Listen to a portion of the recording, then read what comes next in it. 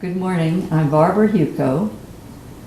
We are going on to a new series now called The Fruit of the Spirit. Jim asked that I give a testimony on today's subject of joy, how we can turn mourning into joy. I refer to the scripture, Isaiah 61:3, to comfort all who mourn and grieve, to bestow on them a crown of beauty instead of ashes, to receive the oil of joy instead of mourning. And I experienced some wonderful, joyful moments. Although my husband was diagnosed with a form of dementia, and it was very traumatic at first, but it turned into a joyous experience. There came a time when we had to admit him to a care facility, and there were adjustments to be made in the beginning, but I soon found myself going into another direction, helping out where he was. I helped out with a church service, and after that, I became very active in having discussion groups with some of the residents.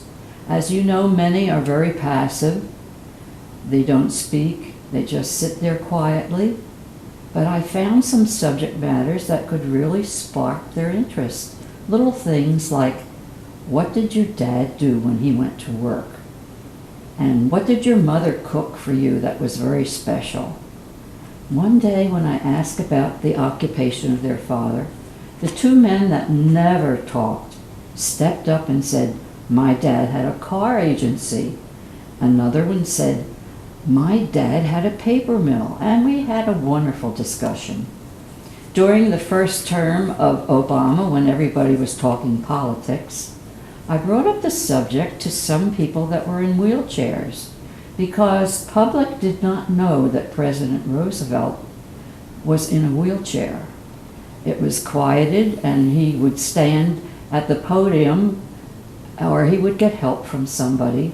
But the public really didn't know that he was wheelchair bound.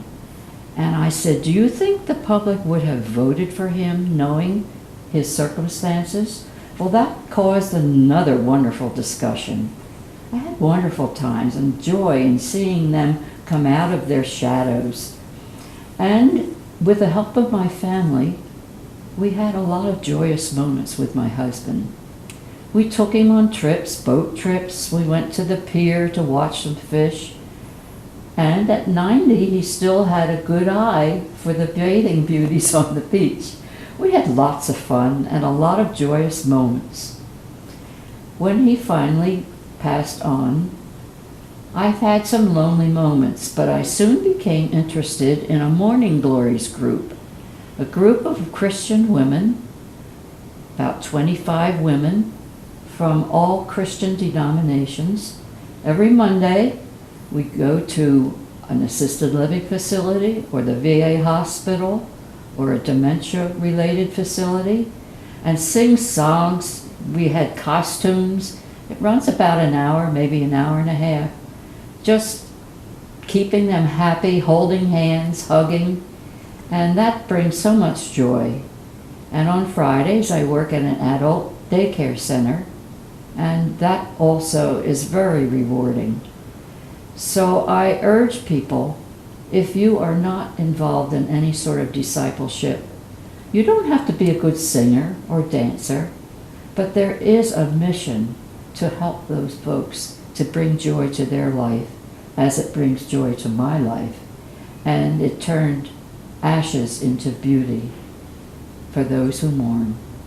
Thank you.